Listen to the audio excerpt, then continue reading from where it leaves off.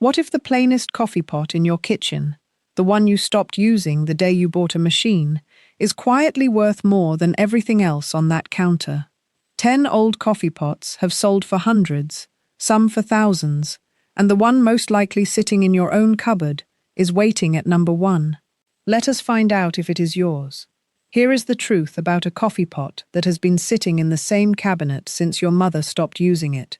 You stopped seeing it the day it became part of the shelf. It went from an object to clutter, something you keep meaning to donate and never do. And clutter does not get appraised. In 20 years of buying estate kitchens across the Midwest, I have watched families hand over entire sets of coffee pots and percolators for $1 at a folding table. Not because they were careless, but because someone told them, old kitchen things are just old kitchen things. They were wrong. The maker's mark stamped into the base, the pattern printed on the body, whether all the original parts are still inside.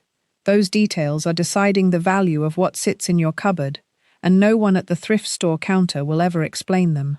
Number 10. A speckled enamelware coffee pot. Blue and white or grey, chipped around the rim, maybe dented. It looks like something you would take camping and leave behind. Fair enough. Most Graniteware coffee pots sell for $10 to $30, and I will not pretend otherwise. But here is what the chips hide. Rare colors and patterns in early American Graniteware from the late 1800s. The cobalt swirl, the chrysolite green, the red and white, are genuinely collected. A rare color in good condition with its original lid can bring $200 to $500, depending on form and maker. Here is your test tonight. Look past the chips and read the color. A common gray speckle is grocery store wear. A deep cobalt swirl, or a solid color you have never seen twice, is where value hides. Then check that the lid is original by matching the enamel pattern exactly. The lid is half the money. I have watched a cobalt swirl pot leave a yard sale for $0.25 because the family saw a chipped camp pot and stopped looking. Number 9. An Art Deco porcelain percolator. Orange or gold luster glaze with painted flowers and a chrome base. It sits on a shelf looking like a piece of decorative pottery nobody would think to plug in. Here is what the glaze is hiding. A Royal Rochester Fraunfelter orange luster percolator from the 1920s and 30s was a luxury countertop item in its day, often given as a wedding gift. These sell for several $100s when they are complete, with the original cord and internal basket. Here is the tell. Look for the words Fraunfelter or Royal Rochester on the bottom. Then check whether the cord, the basket, and the glass finial on the lid are all present. A complete working example with all original parts is the vintage equivalent of hitting a jackpot. Even non-functional ones sell to decorators for real money. Number 8. A clear glass coffee percolator. All glass, fragile-looking, with a glass handle and a glass basket inside. It looks like something that should have broken 40 years ago. That instinct makes sense, but pick it up.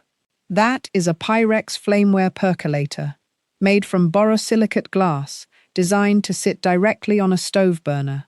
Complete units with the glass basket, the glass stem, and the glass lid sell for $50 to $100, and the 9-cup model runs higher.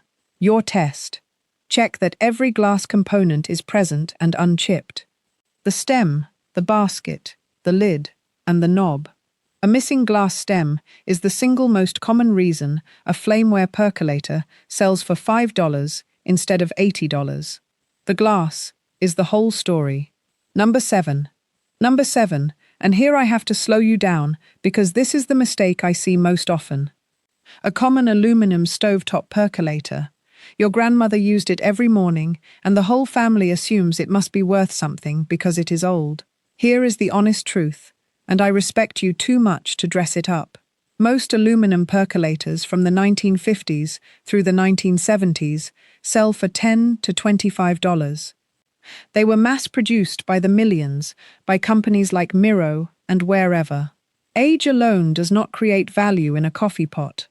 What creates value is a specific maker, a specific pattern, a specific material, and whether the piece is still complete.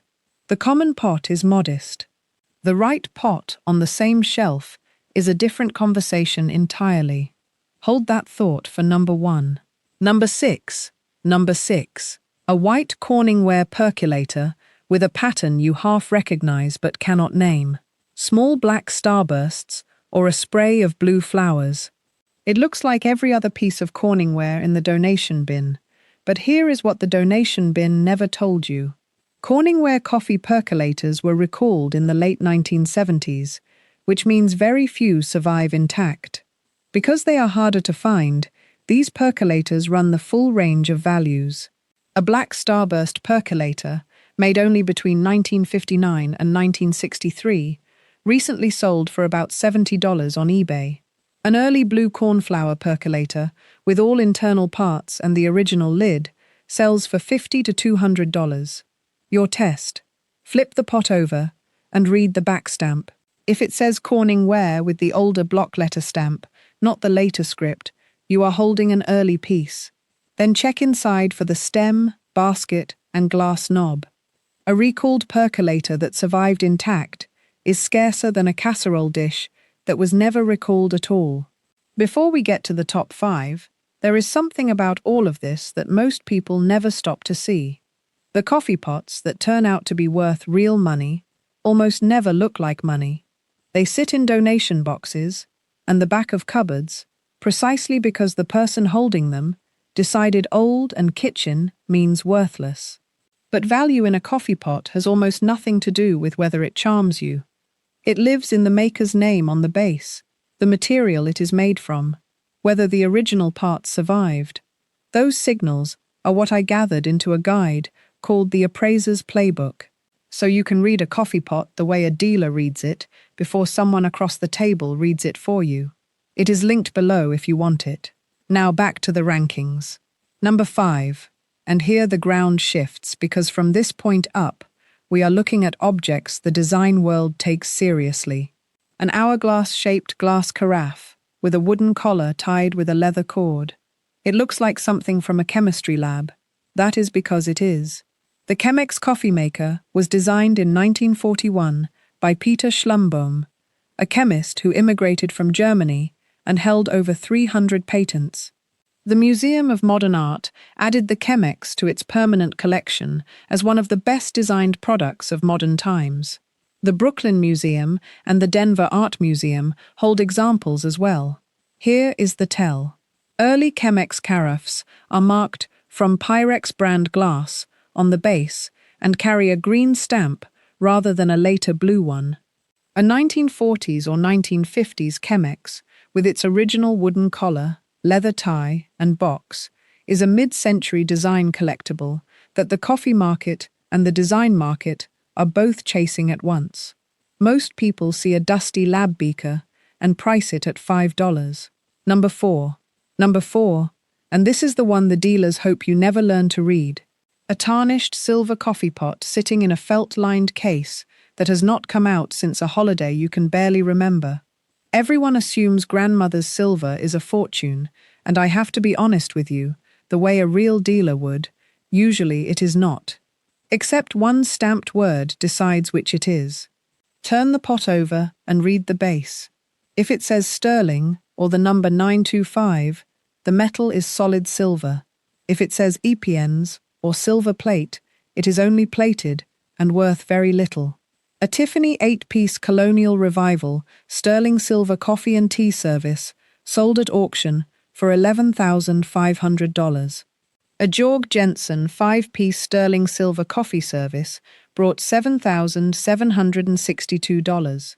The average selling price for an antique sterling silver coffee pot on the specialist market is around $2,313, and a coffee pot made by Paul Revere himself was listed for sale in 2025 at $1.2 million.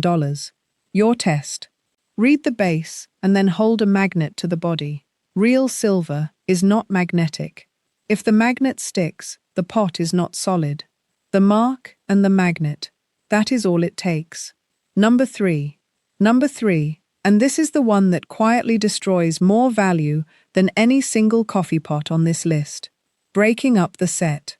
A sterling silver coffee pot sold alone brings a fraction of the same pot sold with its matching creamer, sugar bowl, waste bowl, and tray. That full service is called a tea and coffee service, and a complete one tells the market the set has been cared for and kept together. Here is where the money vanishes. Someone keeps the coffee pot and donates the creamer.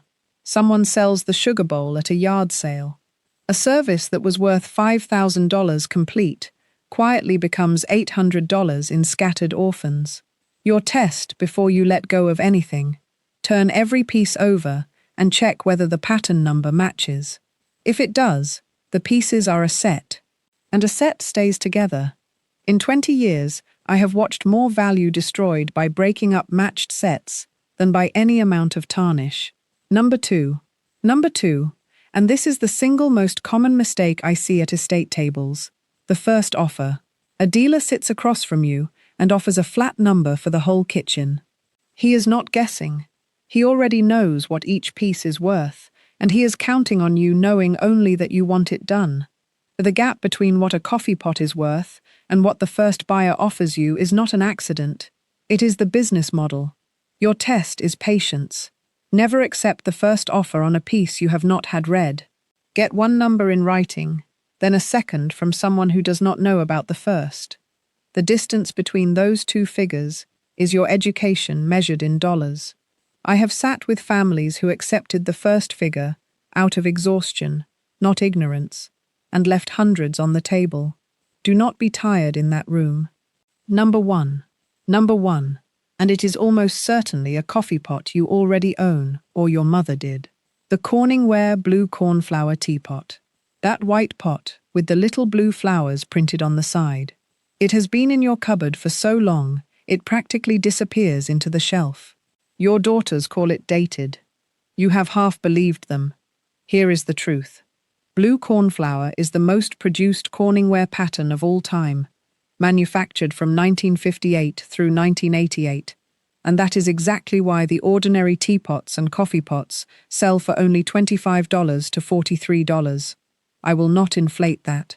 Most of them are honestly worth about what a nice lunch costs. But here is the reframe I have been walking you toward for 10 items. The value was never in the pattern. It was always in the details on the bottom. The earliest blue cornflower pieces from 1958 to 1960 carry a different backstamp than the later ones, and a complete Spice of Life percolator, with all internal parts and the original lid, has sold for $100 to $125. So here is your final test, and it is the same skill every coffee pot tonight was teaching. Turn it over, read the backstamp, check that the parts are complete. That is the whole skill. And now it is yours. So before you carry a single coffee pot to the donation bin, before you let anyone tell you the old kitchen things are just old kitchen things, before you accept the first number someone offers you across a table, turn every pot over and read the base. The mark on the bottom is the truth. The flowers on the side were never asked to tell. If this made you want to walk straight to your cupboard and start turning pots upside down, do me one small thing and like the video. It tells me to keep making these. Subscribe if you want to walk through your whole house this way, shelf by shelf, because that is exactly what we do here. And tell me in the comments, what is the oldest coffee pot in your kitchen and who did it come from? I read every single one. Do not give away a single pot before you read the bottom.